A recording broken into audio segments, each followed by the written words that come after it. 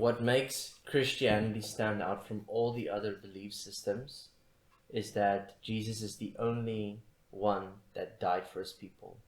No other God did that. Welcome back to chapter 22 of Going Out. Oh. Where are you going? It's the end of the episode. Oh, okay. Exodus means to exit or to go out. And this is the 22nd one, starting off protection of property. Mm-hmm. We've referenced it before. The Promised Land is a mockumentary of Moses' life in the desert. And there's an episode or a scene where somebody's goat was stolen, and then Moses says, even the goat knows you stole the goat. That is true. That's and true. What happens if I stole your goat? Ooh, you have to pay back. In what? You have to multiply by 2, so it means double. 2 goats. 2 goats. Great. Ooh. And but the previous episode was, when the goat dies, you have to pay back with a goat or yourself as a slave. Yeah, if you can't pay back with a can't goat. pay back. So, but if you stole it, then you have to pay it back in double. Okay. Yeah, that was just a way to make sure that whoever was stolen from or where there was injustice, that justice would take place by paying back double, discounted for ox and donkeys or whatever property you had. So if you rob a bank and they catch you, then you don't pay. Let's say if you stole $1 million, you have to pay back $2 million, technically, according to the Old Testament. Well, this was in terms of property. I don't know about money, because property was it's many people's property that the bank is using and lending out. That's a very financial complication aspect there. So we're not. Let's not go into that one. Let's stick to the animals because they were like resources. Yeah, we definitely need to do an episode about finance. That would be fantastic. Yeah. But let's stick to the animals. If you've played the board game Settlers of Catan, you don't actually use money. There's like a little bit of gold you use, but mostly you use resources that you trade with and that you buy stuff with. And one of those are animals, which is a sheep. And in the other game, there's an ox. So we actually go, hey, I have a sheep. Do you have wood for me? And that's a trade that we drew. Trading in resources. And that's what they did back then. Money is technically a resource. It still happens. Money is a resource. But if we just take animals as resources, then that was money. How many eggs would you like to have? Well, I have a chicken, unlimited eggs. Nice. Anyway, let's go back to... Bet. Nice. Anyways, so if you borrowed an animal and it dies or it goes missing, I would have to pay you back just to compensate for the loss. But then verses 16 to 31 has a bunch of interesting social laws. For example, if a man seduced a virgin, then he had to pay the bride price, meaning he marries her basically. But if her father refuses for the guy to marry her, he still has to pay the bride price. And that one we still need to do some research on and figure out, because what is the bride price? I don't know how much it really was. It might have just been basically to pay for the wedding, and it makes sense if the dad said no, you cannot marry her because he seduced her before being married. So it makes sense that the dad could refuse and he still gets paid just to compensate for his loss. In a way, it helps. What's almost equivalent as a son-in-law, but actually not son-in-law? Sounds like a riddle. That doesn't make any sense. I don't understand your riddle. What's the equivalence to that? Because you're son-in-law when you marry the daughter. Yes. But if you don't marry the daughter, then you are a guy who seduced the virgin. So you are not a son-in-law. It's a very complicated. You're basically someone who crossed the boundary of not getting married first and seduced a virgin before the time was right. Yeah. So an adulterer. It's a team effort also. Sometimes. But what if she didn't want to do it willingly? Oh, that's called raping. Then. Yeah. Then it's not. Isn't it then like castrating or something like that? Castrating. What does that mean again? Make a eunuch. Oh wow. Okay, well, this chapter doesn't talk about eunuchs, but the Bible does talk actually about eunuchs. So it's almost like you marry or you will never. Well, that's not specified in this chapter. It might be. I don't know. Well, Jesus actually commented on the topic of eunuchs, where he said some people are born to be eunuchs, some are decide themselves, and some are not meant to be eunuchs. That's what he says about it. I think it's somewhere in Matthew, I'm not sure, but he did talk about eunuchs, which is an interesting topic by itself. But anyway, this was a way to compensate for the virgin being seduced, that the dad still gets paid the bride price, even if he refuses for the guy to marry his daughter. In a way, he protects her so that it doesn't happen again. Yeah. So that's a way of justice. Verse 18 is very short. It says, do not allow a sorceress to live. Okay, so wizardry. Wizards, Harry, better watch out, because it says don't let them live. So witches, Don't wizards, let the Potters live. the Potters live. Harry Potter. Okay, yeah, Ron gotta Weasley, specify that Hermione, because you get Potters, Gandalf. Potters making pots. No, not that kind of Potter. The magic kind of Potter. Some cultures, I don't know if they still do it, but they would burn witches. Why though? I don't know why. It's usually they burn the witch, and I don't know why. It's always burn the witch. Condemnation in hell, maybe resembles Maybe that. yeah, maybe it's a symbol of that. Maybe I don't know. And it's but also painful too. I haven't just by putting my hand on a stove, I can imagine. can you imagine that. being burnt alive? That sounds horrible. Yeah, horrible and so on. But one thing I love of Pirates of the Caribbean is that I actually demonstrated, because I had the question of how many sorcerers were actually just people making scientific breakthroughs and not doing sorcery. And that was Pirates of the Caribbean 5. Yeah, that's actually true. Which does not exist. What do you mean doesn't exist? Okay, anyway, verse 19, anyone who has sexual relations with an animal is to be put to death. I don't really want to go into detail about this Let's move because on. it's weird, so don't do that. Let's just move on. Whoever sacrifices to any god other than the Lord must be destroyed, and the Hebrew term refers to the irrevocable giving over of things or persons to the Lord, often by totally destroying them. So this is a really intense devotion by destroying the person who sacrifices to a false god.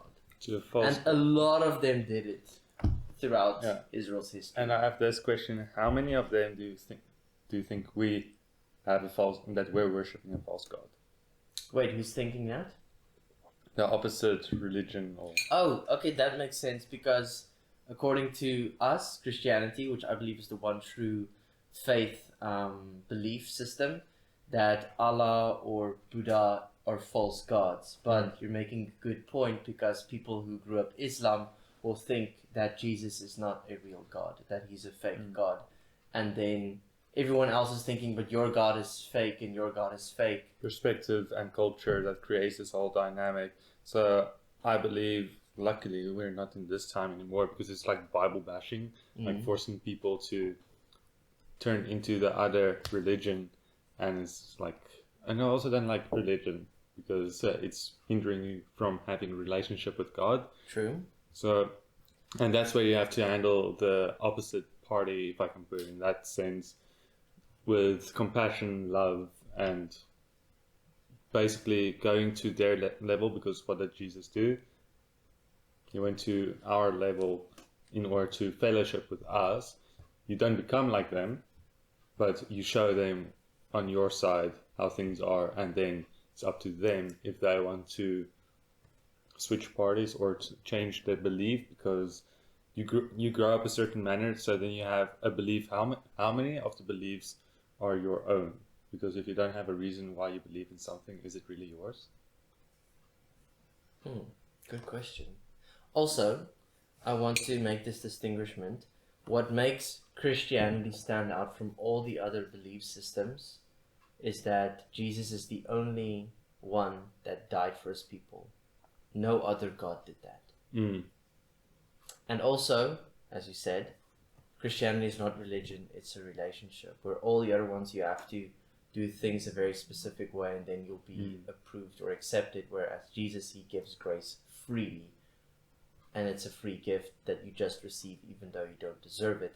That's what makes Christianity different from all the other religions, is that he died for you. No other God died for their people. So that has to say something.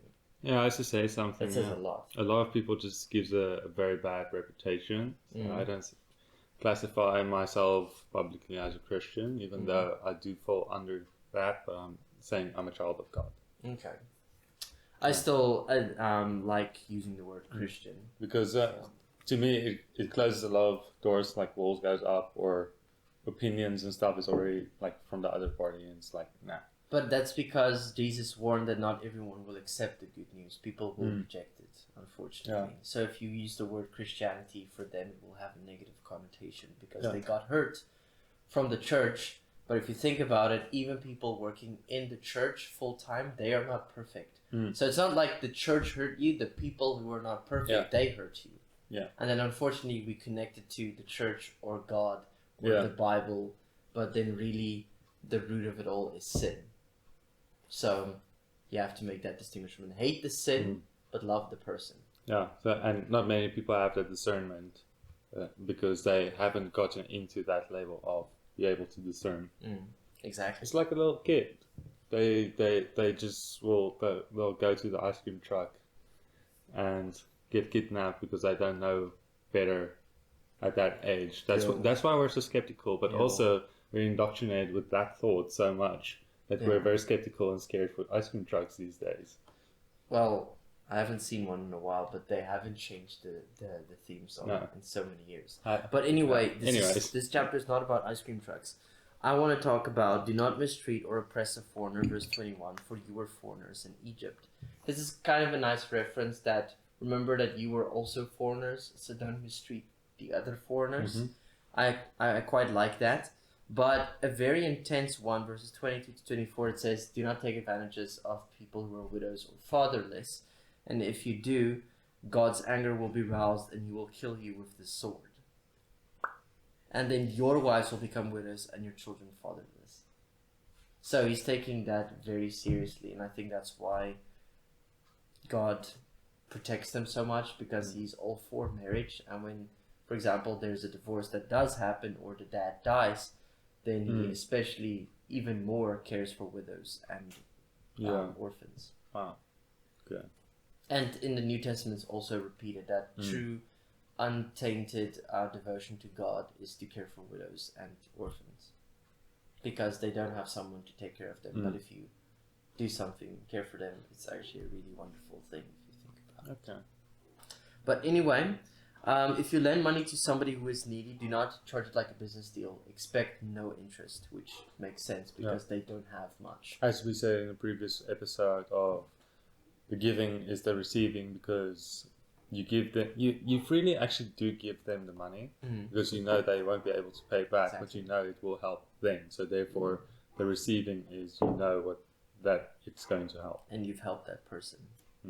It also talks about if you lend a cloak from somebody as a pledge, you must return by sunset. What else are they supposed to sleep in? And God is the one who hears their cries. He is compassionate and he cares for people who are needy, who are widows, who are orphans, and it's their duty to take care of them. Baseline basically is just be compassionate towards everyone. Even if though it's difficult. Be compassionate to all of them.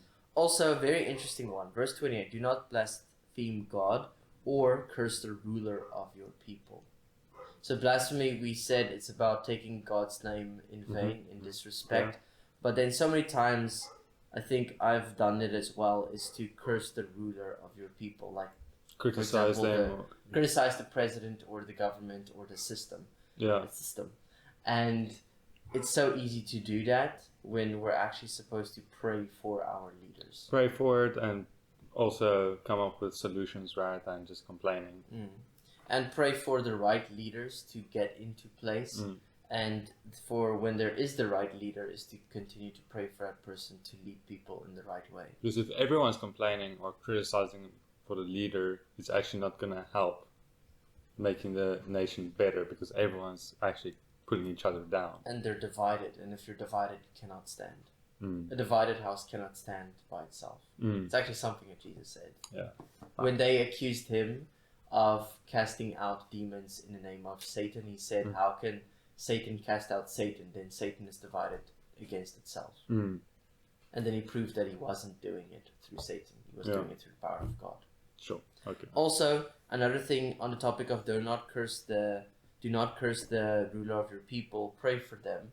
Donald Trump recently got elected as American president, and he's now on a mission to ban all the transgender nonsense out of schools and to basically annihilate that. And of course, there's controversy about that because some people are supporting the woke stuff and he's all against it, which is wonderful because he's saying, no, a man is a man, a woman is a woman, God made two genders, that's it, we don't have the authority over it, God says who you are, not you, it's gonna or how you feel you are. It's all another topic and tangent to go into, and it's very political. And isn't there also something said, don't talk about politics?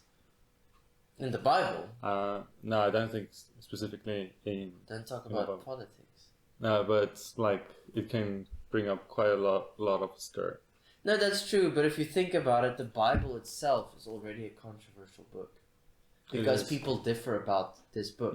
Me, reading it as a Christian, I read the exact same words, but a Muslim or a Buddhist or a Hindu or somebody who believes in Hindu religion, they will understand it differently or they will disagree with something. And it's the exact same words, but because of different backgrounds and cultures, you can technically say that this is the most stolen book of all time, the most sold book of all time, the most read and translated book of all time, but people differ about this book.